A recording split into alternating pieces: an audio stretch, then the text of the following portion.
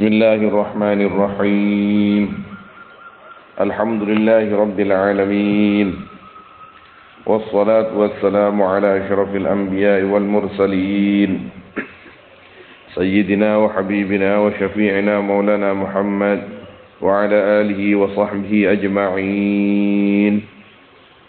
قال سيدنا الإمام الحافظ ابن حجر العسقلاني رحمه الله: وعن جمهور العلماء أن الفكرة على 5 أوجه. Dan diriwayatkan dari jumhuril ulama, sesungguhnya al-fikrah, yang dimaksud al-fikrah di sini at-tafakkur, bertafakkur, memikirkan. Ketika kita melihat langit misalnya, ini sebenarnya tercipta dari apa? Apa ini dari tepung dan telur, kan gitu. Katanya langit yang di atas ini batu murni. Kemudian ada langit lagi di atasnya, langit yang di atas kita ini tercipta dari perak. Kemudian yang di atasnya lagi dari benda-benda atau makhluk-makhluk yang dicipta oleh Allah SWT untuk diciptakan perkara-perkara tersebut. Kita mentafakuri hal tersebut untuk menambah keimanan kita dan keyakinan kita kepada Allah Subhanahu wa taala. Tidak usah jauh-jauh lah. Apa yang ada di dalam diri kita ini kita tafakuri, ini kok bisa begini, ini kan? Kenapa tangan ini 10 jarinya, kanan 5, kiri 5. Jadi tafakkur namanya ala 5 aujuhin, yaitu atas 5 perkara, artinya menghasilkan 5 perkara. Fikratun fi ayatillah yatawalladu minha at-tauhidu wal yaqinu. 1, bertafakkur di dalam ayat-ayat Allah, tanda-tanda kebesaran Allah. Ayat itu maknanya yatawalladu, yang lahir minha dari ayat, at-tauhidu, apa tauhid dan yakin. Wa fikratun fi ala'illah, dan bertafakkur di dalam makhluk-makhluk Allah. Yatawalladu minha al-mahabbah, yang lahir. Oh, di sini ala nikmat ya. Kalau makhluk yang tadi itu nikmat-nikmat Allah. Yatawalladu, yang lahir minha dari ya fikrah, al-mahabbatu, apa cinta. Ketika kita mentafakuri nikmat Allah yang diberikan kepada kita, kita pastinya akan lebih cinta kepada Allah. Pagi-pagi kita bangun, ada yang tidur tidak bangun lagi. Kita bangun sehat, ada yang tidur tahu-tahu bangun sudah stroke. Kita bangun dalam keadaan sehat, dalam keadaan enggak ada pikiran berat. Ada yang bangun tahu-tahu dapat telepon, ada musibah, ada ini. Jadi semua nikmat dari Allah Subhanahu wa taala yang wajib kita syukuri. Wa fikratun fi wa'dillahi ta'ala yatawalladu minha ar-raghbah, dan bertafakkur di dalam janji Allah Ta'ala, yang lahir dari ya fikrah, apa ar-raghbah. Ar-raghbah ini keinginan berjumpa Allah.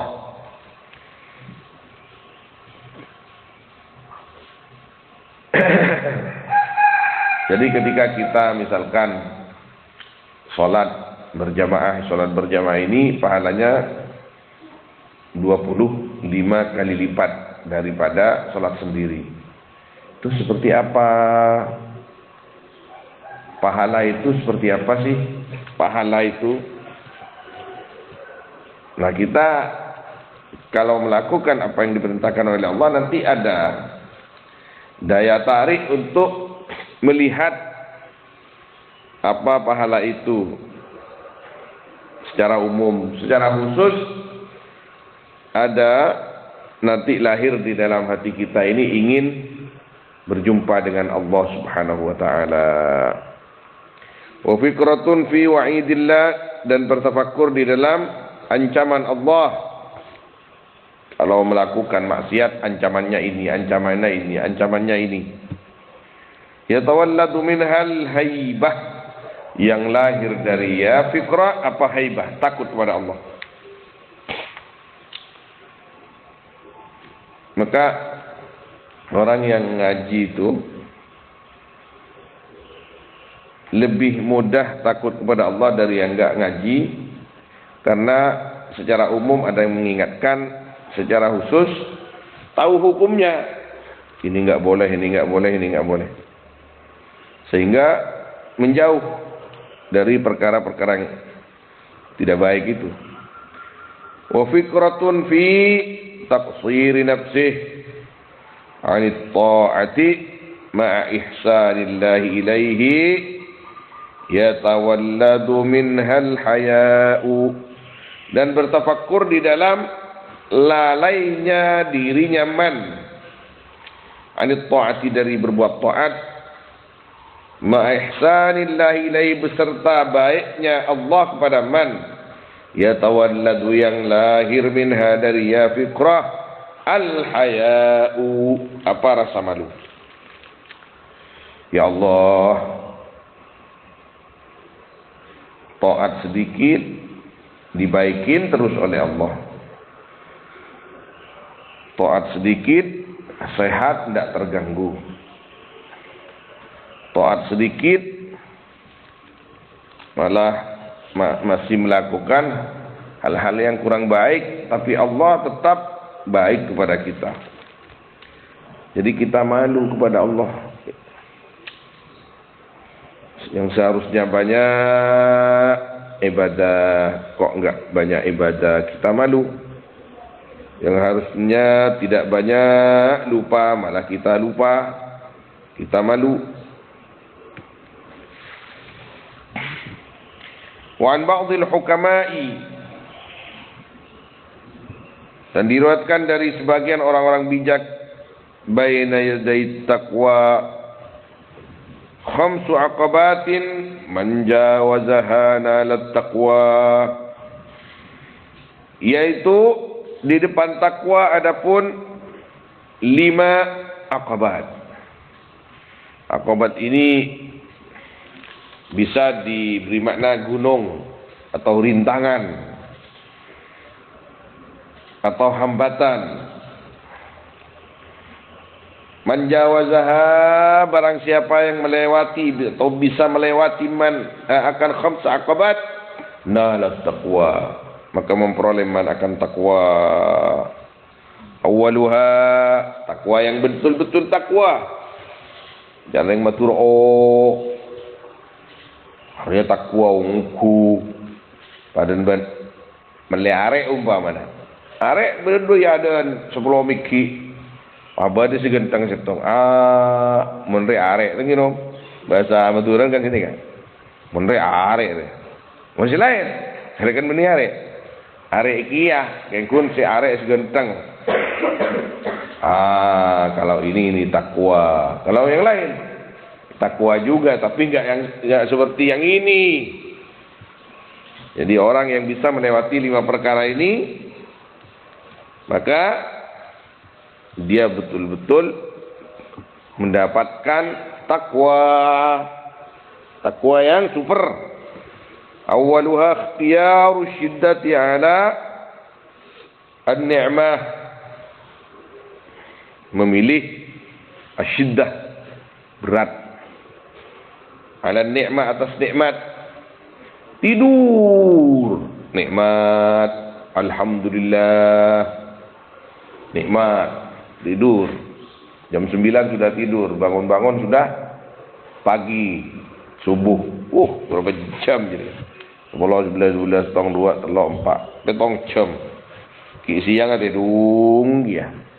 Dung boleh tambahi 2 jam. Oh kan? Hidup isi dengan tidur. Tedung meloloh. Nyaman tedung. Nah, kita tidak tidur terus. Baca buku, salat sunnah, pegang tasbih, berzikir.